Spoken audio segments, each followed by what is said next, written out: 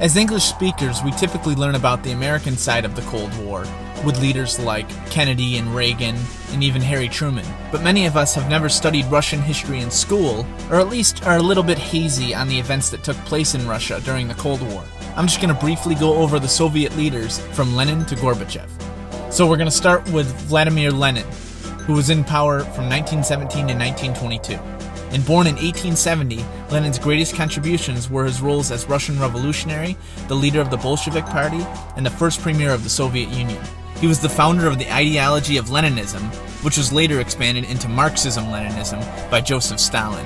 In 1917, Lenin was elected by the Russian Soviet Congress. At the time, the Soviet Union was faced with the threat of a German invasion. Lenin argued that Russia should sign a peace treaty. However, other Bolshevik leaders advocated continuing the war. As Germany launched their invasion, much of Russia's western territory was lost. This turn of events bolstered Lenin's popularity, and he gained the support of the Bolshevik leadership. Russia eventually signed a treaty in March of 1918. In August of 1918, a member of the Socialist Revolutionary Party attempted to assassinate Lenin. His health and political power declined from that point forward. Following the death of Lenin, Joseph Stalin became the General Secretary of the Soviet Communist Party in 1922. Stalin's policies and leadership, based on Marxist-Leninist ideology, are often considered the foundation of a political and economic system called Stalinism. Under Stalin's rule, the Soviet Union was transformed from a nation based on agriculture to a global superpower. The industrialization of USSR was successful and also critical to defeating the Axis invasion during World War II. While it's certain that Stalin's social and economic policies laid the foundations for Russia's emergence as a superpower, the harshness in which this transformation took place was later repudiated by his successors in the Communist Party leadership. Stalin is generally thought to be directly or indirectly responsible for the death of millions of Russians. On March 1st, 1953, after an all-night dinner, Stalin collapsed, suffering a stroke that paralyzed the right side of his body. He died 4 days later on March 5th, 1953, at the age of 73. Next we have Georgy Malenkov, and upon Stalin's death he succeeded to all of Stalin's titles, but was forced to resign most of them within a month. Through the office of Premier, Malenkov was locked in a power struggle against Nikita Khrushchev. His 2-year term ended in a failure, and was soon replaced with Nikita Khrushchev. And Khrushchev was the first secretary of the Communist Party of the Soviet Union from 1953 to 1964, and chairman of the Council of Ministers from 1958 to 1964. During World War II, Khrushchev served as a political leader with the equivalent rank of lieutenant general. Throughout the world and within Russia, he was considered a leader with a bad temper. Khrushchev was responsible for establishing the Warsaw Pact, which was an alliance between Eastern Europe and the Eastern Bloc countries that felt threatened by NATO during the Cold War.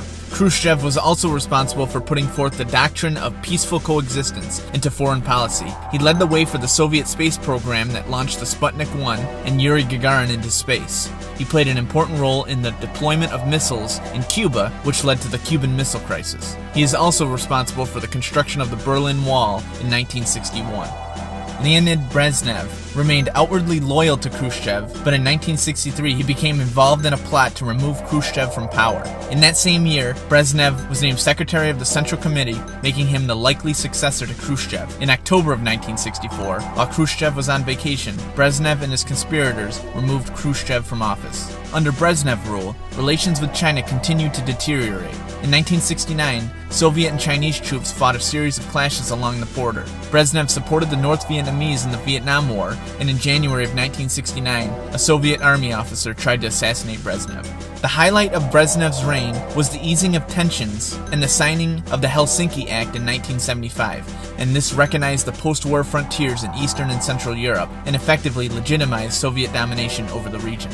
During the 1970s, the Soviet Union reached the peak of its strategic and world power due to the fact that a treaty established parity in nuclear weapons between Russia and the United States. The Soviet Union extended its political influence in the Middle East and Africa, and it also successfully intervened in the 1975 Civil War in Angola. The last years of Brezhnev's rule were marked by a growing personality cult, and his unfortunate legacy to his successors was his decision to intervene in Afghanistan in 1979, and this maneuver resulted in the subsequent grain embargo of the United States. Brezhnev died of a heart attack in November of 1982. Yuri Andropov was a Soviet politician and General Secretary of the Communist Party of the Soviet Union from November of 1982 until his untimely death just 16 months later. During his rule, Andropov made attempts to improve the economy and reduce political corruption. He initiated campaigns against alcohol and struggled to increase work discipline amongst the people of Russia. Unfortunately, these campaigns were carried out using an approach that was reminiscent of Joseph Stalin's strong-handed reign.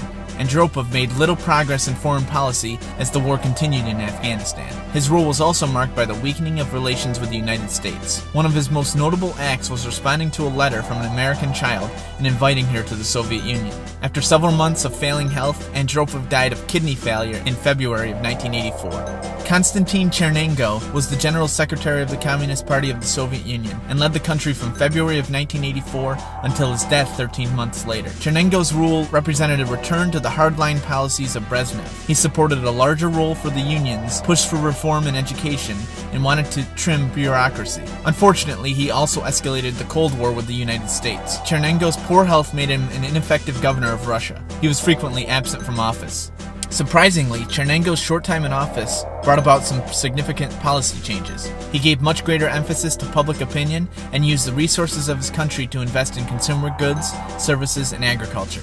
And finally, we arrive at our last Soviet leader, Mikhail Gorbachev. Gorbachev tried to move the Communist Party and the economy by introducing openness, restructuring, and the acceleration of economic development. The law on cooperatives, which was enacted in 1987, was the most extreme of the economic reforms, enabling private ownership of businesses and services, manufacturing, and foreign trade. People in Russia were given the freedom of speech, and the news was now less controlled and political prisoners were released. In 1987, Gorbachev called for the introduction of democratic elements into the Soviet Union's political process. Gorbachev also sought to improve political relations and trade with the West. He and Ronald Reagan met in Iceland, which eventually led to the signing of the Intermediate Range Nuclear Forces Treaty, or INF, of 1987. And in early 1989, Gorbachev completed the withdrawal of Russian forces from Afghanistan.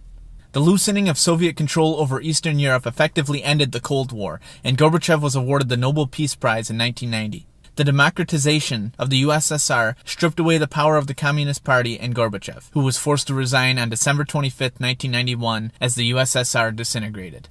Even if someone doesn't agree with the political ideology of a government, it's still possible to learn from their leaders and the history of their countries.